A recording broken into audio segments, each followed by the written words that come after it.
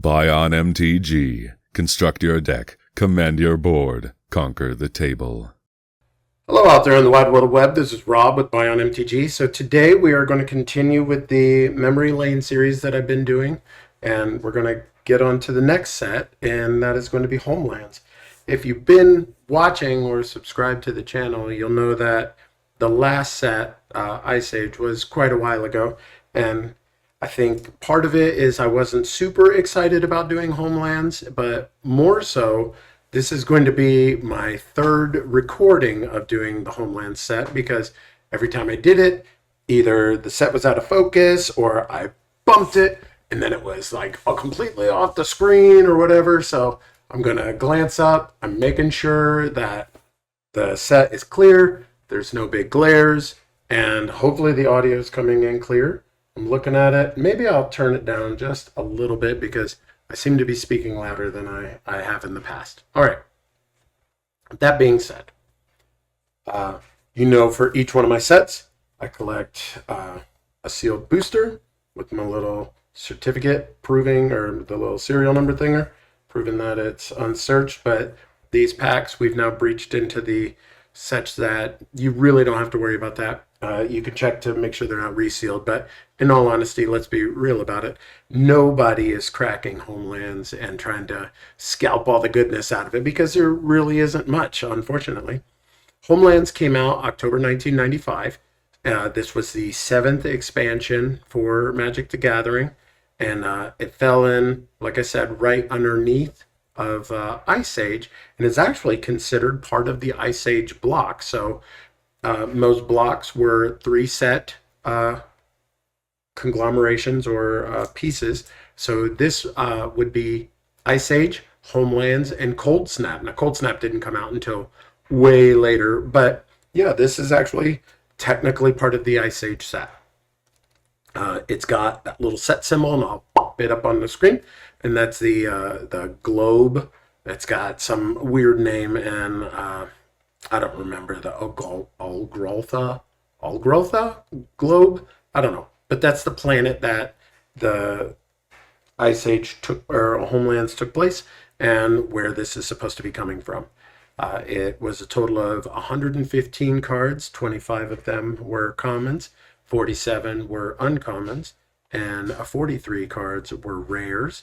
So they were printed on 121 card sheets, and out of the commons, the 46 commons are broke down to 25 at uncommon 4 and 21 at uncommon 1. The 69 uncommons are broken down to 26 uncommon 3s and 41 uncommon 1s. And the weird part is uncommon 1 is actually the rares for the set. So that's why when I said there's 47 uncommons and then immediately contradicted myself by the number of uncommons, it's because the uncommon ones, the 43 of them, are considered the rares.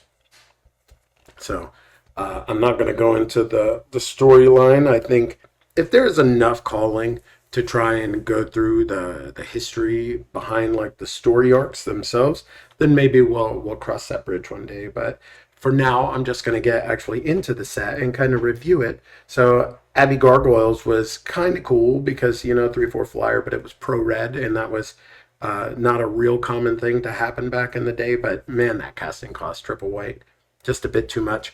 A neat aspect about Homelands is they kind of continued that Fallen Empires thing where they had multiple artworks for specific commons, but Abby Matron had a couple different artworks. Ether Storm, the Tower had a couple different artworks, and same with the Ambush Party. It does have legendary creatures within this set, so that is something that's kind of cool. We'll point them out as we get to them, but something that was introduced in here are the Tri-lands. So they're not Tri-lands that you think of today, where they have the 3 different land types and they just come into play tapped, but you can tap for any 3 colors. These did not come into play tapped, but you kind of like filtered them, a triple filter land, something like that.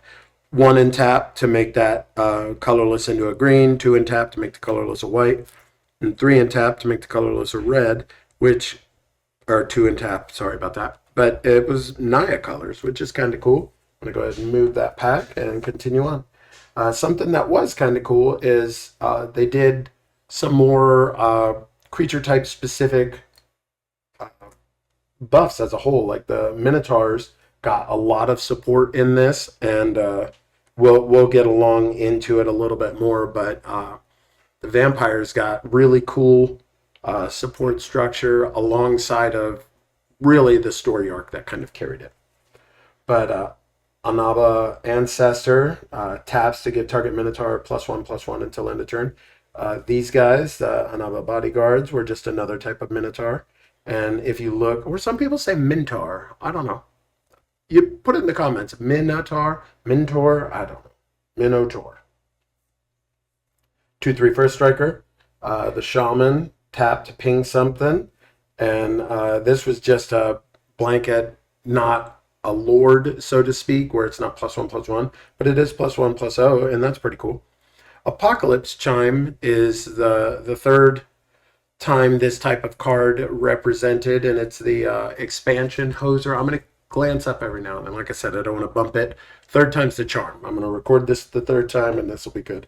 But the first time being City of Brass. City of Brass is hands down the strongest one because it comes in, it hoses Arabian Nights, and it stays there. Where Argothian Silex out of Antiquities is a one-time use, and they liked that best. So that's why the Apocalypse Chime is tap and sack and destroys all Homelands expansions. Autumn Willow, real cool card. It's a legend, and I believe, I know it's had an additional creature type applied to it, but cannot be targeted of spells or effects. So essentially it had Shroud, but green, target player may target Autumn Willow with spells or abilities, spells or effects until end of turn. So it turned off Shroud for one person, but it still maintained Shroud otherwise for everyone else. Really cool card, and although it's a 4/4 for 6, this actually saw play back in the day. So this was actually, out of going through this, the first card that was good from Homelands. Another Tri-land, come along to these bureaucrats, tap target creature with power no greater than 2, tap target creature, whatever. Crusaders didn't really do anything. I'm just going to go ahead and fast forward to the Baron Singir. Baron Singir was pretty integral to the story arc as a character. This family is what kind of made the whole thing take place and why it's happening. That with the Pharaoh's band or something like that. Like it's a neat story, but yeah, like I said, these videos I'm just going to kind of cover the set from a player perspective and not so much the story arc. But Baron Singir, although it was 8 mana for a 5/5, saw very fringe play. There is another really big mono black creature that did see some play, and I'll point that out when we get there. And if you think you know, pop it in the comments before I get to it and see if you're right, and or just wait until I say it and then pop it in the comments and pretend you were right the whole time. Beastwalkers, no play. Black Carriage, no play. Carapace did see a little bit of play. So 1 green for an enchantment. Target creature gets +2/+0. And then 0 and sacrifice the Carapace to regenerate a creature. So it was kind of cool. It gave some things a little bit bigger butt. So during that era, you had a lot of the Naya Zoo. So it was like Curd Apes alongside green with, that would be like the enchantment removal kind of stuff, like the scavenger folk. But that brought giant growth alongside of it. And it was also supported with the Savannah Lions. So that's why it was the 3 color. But the Savannah Lion, being a 2/1, died to any 1/1. So it was kind of offset with the Carapace and kept it alive. And also putting the Carapace on a Curd Ape during that time got it out of the range of Lightning Bolt and Incinerate, because we've already had Ice Age as a set at this time. So now we have 2 direct damage burn spells, because that would be type 2, because type 1 still had Chain Lightning in it, but we're not going to go into that. Carapace saw a little bit of play. Castle Sengir. These tri-lands, like I said, didn't really see any kind of play. Cemetery Gate, no kind of play.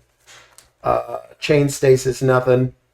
Chandler's kind of cool. It was one of the 3 mono red legendaries that got made.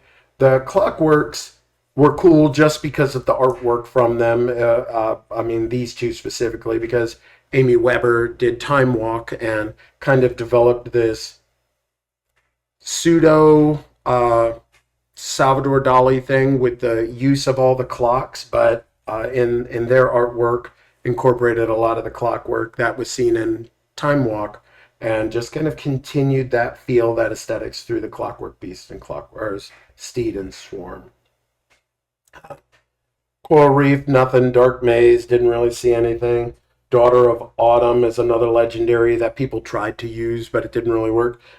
Didgeridoo, on the other hand, did see play because this set, there was Herlin Minotaur as a whole has been kind of such an iconic creature for the artwork and just what it was from Alpha, and people just loved Herlin Minotaur during this time frame, and I think that's really why this set got so many more Minotaurs, that because people loved the Herlin, they wanted to have a Minotaur deck.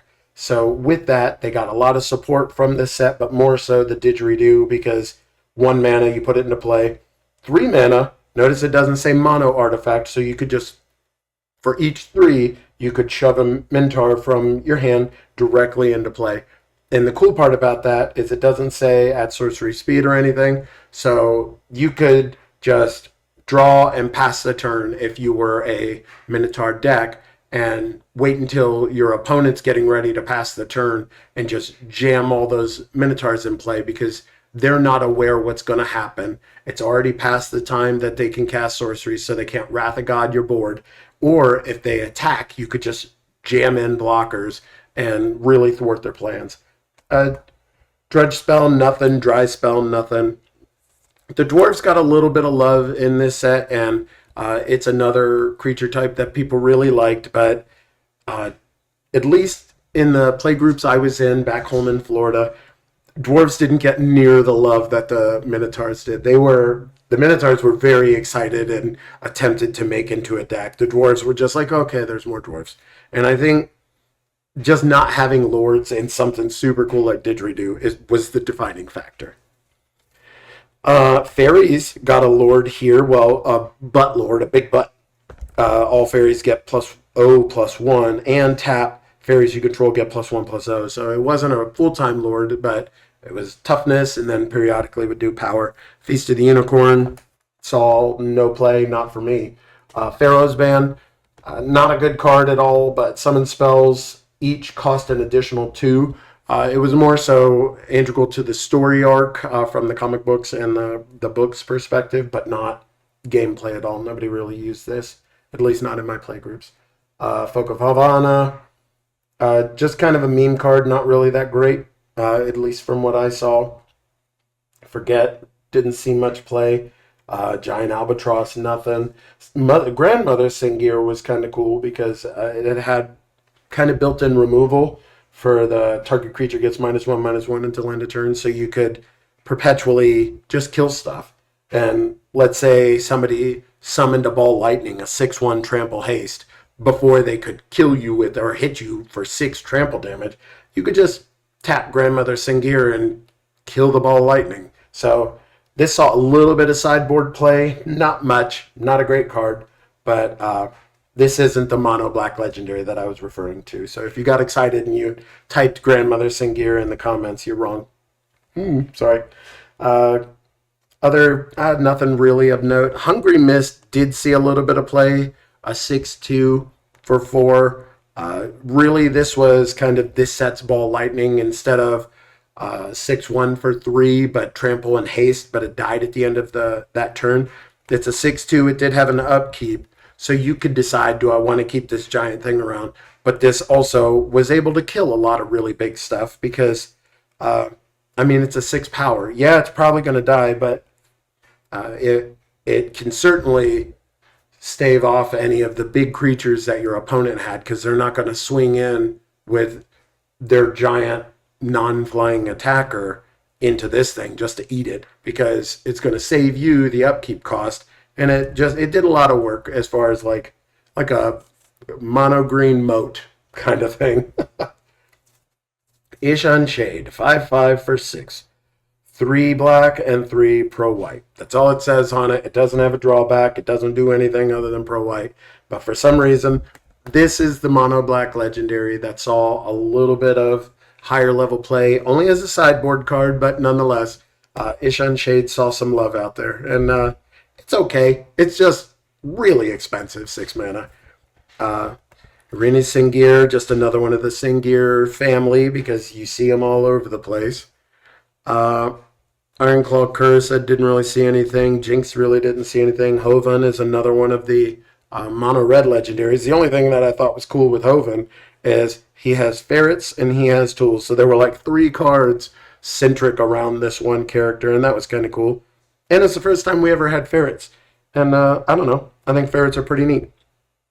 A card that didn't see any kind of play, but later in Commander got not hugely popular, but definitely kind of cool, is Koskan Falls. So there's a fair amount of decks, and there's entire forms or deck themes called Pillow Fort. And the intent is, I'm going to put all these protective measures up around my creatures, around myself, so that way you can't attack me. So you have Ghostly Prison, which says creatures can't attack you unless they pay 2. You have Propaganda, which says creatures can't attack you unless they pay 2. And that's white and blue.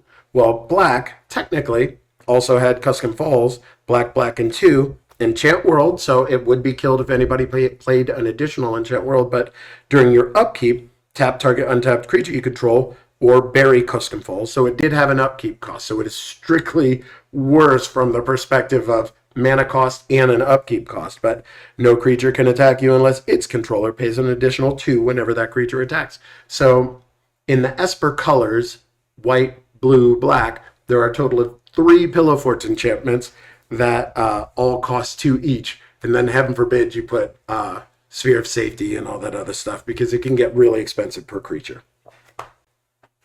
Another Tri-land, some more Minotaurs that if you were trying to not just do the mono red, but you did blue red, so you had some control stuff, so you could actually counterspell, and you had some decisions in the thought process. You could also get a couple more Minotaurs to pop in with your didgeridoo. Leaping Lizards really didn't see any play. Leeches is pretty unique in the fact that sorcery, 2 white and 1. Target creature loses all poison counters. Leeches deals 1 damage to that player for each poison counter removed this way. Poison counters are really hard to interact with. Once they're on you, then you're normally subject to just like, oh, they're going to proliferate enough where I'm going to have my 10 and die. But Leeches is one of the very few, if not the only. If there is another answer, oh no, there's an enchantment that removes all the counters that are on you. But as far as a spell, one of the few methods to get rid of poison counters once you got them on you, because man, they'll get you and there's not a lot you can do about it. But Leeches is pretty unique in that regard.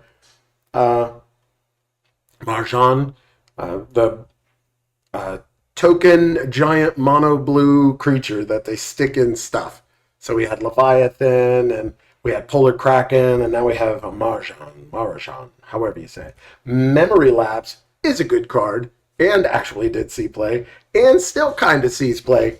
Really neat, 2 mana, interrupt speed, so now it's just instant, but counter target spell. Put that spell on the top of its owner's library. So it almost is, in a 1v1 scenario, in a later game, almost like a time walk, because they'll draw for turn, they draw this big Sarah Angel, they tap out, they tap all 5, and they play the Sarah Angel.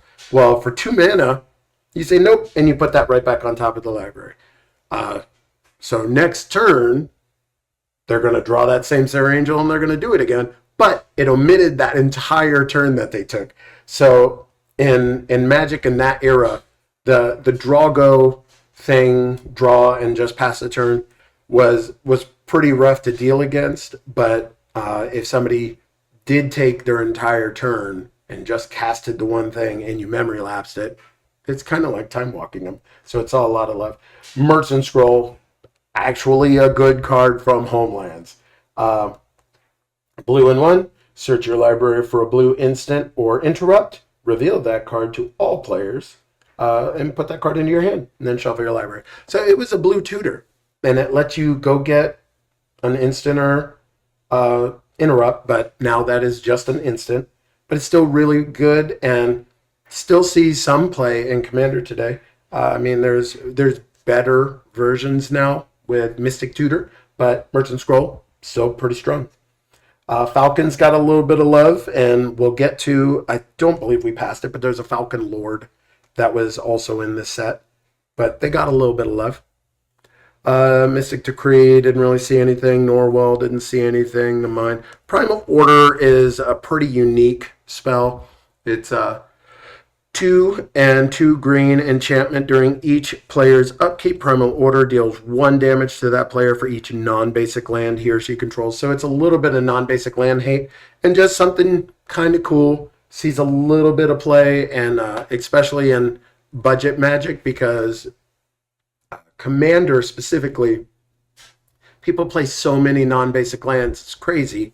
So you can kind of punish them at the same time of just running a clean basic mana base with Primal Order. Just really cool card. Prophecy, didn't really see anything. Rashka the Slayer, the only thing it sees is a weird shaped bicep. I don't understand that, but I don't know. I'm not a professional artist, so I guess they're better than me. I mean, it is Christopher Rush and kind of a legend, just a weird shaped arm. Reef Pirates, no real play. Renewal, no real play. Ravika, the Servant Wizard, didn't really see anything. Root Spider, nothing. Like I said, we're going to go through Homelands pretty quick just because there wasn't a whole lot going on. I mean, it's a Badger. That's kind of cool that it's a Badger, but really didn't see any kind of play. Another double art, but nothing. Another one of the Singir family members. The Singir bats we used to in jest say that the one was telling a joke to another one. So when we would like crack a pack and you see it, you'd say, well, I don't know, 2 werewolves walk into a bar. Ha ha ha. Sarah Aviary is kind of neat in that it's an anthem effect is the term used for all creatures of a specific type get +1/+1. The downside about Sarah Aviary and why it sees absolutely no play. First off, it's 4 mana, which is double the rate of most of them. And this is all creatures with flying. So that's yours, that's opponents, that's everybody's. And that's not great. If I'm paying 4 mana, it should just be my stuff. Moving along, Sarah Paladin. The Sarah stuff is kind of integral to the story arc, but not playability. It didn't really see that much love. Serrated Arrows, on the other hand, did see a little bit because it's kind of a removal, reusable thing. So 4 mana, when Serrated Arrows comes into play, put 3 arrowhead counters on it. During your upkeep, bury Serrated Arrows if there are no arrowhead counters on it. Tap, remove an arrowhead counter from Serrated Arrows, and put a -1/-1 on target creature. So, yes, it's tapped, but if you're playing against a creature deck that has a lot of smaller creatures like the Naya Zoo deck where you have Savannah Lions and stuff like this, well, 1 arrowhead can deal with the Savannah Lions, so that's good. 1 arrowhead can deal with any 1 toughness, and if you need to put 2 on it, then you can, but this in conjunction with the Grandmother Singir was a pretty consistent way to get rid of a lot of creatures, and Serrated Arrows was just a fun card. Shrink really didn't see much of any play. I mean, I get where they're coming from, -5, -0, but in the environment where Swords to Plowshare exists, where I can just remove a creature from the game for 1 mana, dealing with a problem for 1 turn instead of removing it completely for the same cost, 1 mana and 1 card, it didn't see any play. Oh, here's the Falconer. So yeah, there is all Falcons get +1/+1. And of course, 1 and 1 white, target creature gains the most powerful ability in Magic the Gathering, aka banding. It's the most powerful because most people don't even know how to do it. It's kind of neat though. Spectral Bears, didn't really see a lot of play, but when we started getting legendary bears in Commander. It was kind of the only time it saw any kind of love. Fiends didn't see much. Torture didn't see much. Trade Caravan didn't see much. And we're at the last page of it already. Look at that. Truce is kind of a neat card. It's pretty unique. 1, 2, and 1 white. Each player may draw up to 2 cards. For each card less than 2 any player draws, that player gains 2 life. So in Standard and in Magic at that time, it was one of the few cards that kind of involved everybody. Like you had Siphon Soul from Legends that involved everybody. And although Commander as it is today did not exist, we did do a lot of really big group games. We would have long tables with 10, 12 players. That would be all night. And Truce was just a fun one where it was just like, all right, who wants life? Who wants cards? And it was just a fun thing to do. But looking at it in retrospect, it blows my mind that anybody would take the life over the cards. Drawing cards is so powerful that it's like, it should just say each player draws 2 cards. But anyways, another one of the Singir family. We got some more of the fairies, and this is probably one of the coolest ones. The Willow Priestess. She's 2 and 2 green for a 2/2. Tap. Take a fairy from your hand, put it directly into play as though it were just summoned. So, just like the didgeridoo, it could be done at instant speed. It could be done on opponent's turns. It could be done whenever. And just really cool ability. Unlike the didgeridoo, you couldn't just do it multiple times. It was just tap and do it the one time, but still really cool. And 2 and a green, target creature gains a protection from black until end of turn. So if somebody attempted to terror or dark banish one of your integral fairies, primarily it was her. She was the one you were trying to protect. But yeah, really neat. Didn't see play back then, but neat from today's Commander perspective. Winter Sky is one of the coin flip cards. And the last would be Wizard School, would be a tri-land. So I'm going to flip back to probably, if I were to pick best card in the set, Didgeridoo or Merchant Scroll. I'm going to go with Merchant Scroll, and I'm going to put the pack here. So I do hope you all enjoy the Memory Lane series. I do enjoy making them. It just definitely had a lot going on, and you've seen most of my videos recently have just been like adding to the collection. If you know me in real life, you know I've almost completely stopped playing Magic. Like I probably haven't shuffled a deck in a year, but I'm still actively collecting and trying to get more involved in the old school Magic community, and I wholeheartedly intend on digging into that, and I'm going to try and get back to making the other kind of fun videos. And who knows, maybe if I pick up a pack every now and then, I'll crack a pack and I'll throw it in there and, I don't know, I guess trade all those cards right back in. Because I did streamline all of the newer cards out of my collection down to just Alpha through Urza Block is the only thing that I'm collecting and keeping. But yeah.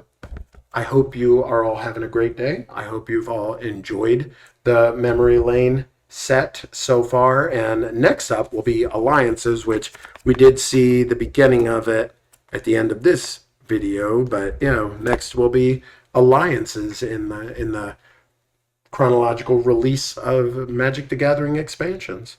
And weirdly enough, Alliances, it's the very last set that I was still an active player before I stopped playing Magic completely and joined the army and didn't touch a Magic card for over 20 years. But hope you all are doing great, and be nice to each other. It's kind of crazy out there, so let's try and not be jerks to each other. Try and just be patient. I'm Rob. This is Bion MTG. Good luck and have fun. Thank you for watching. Please like, subscribe, and comment down below.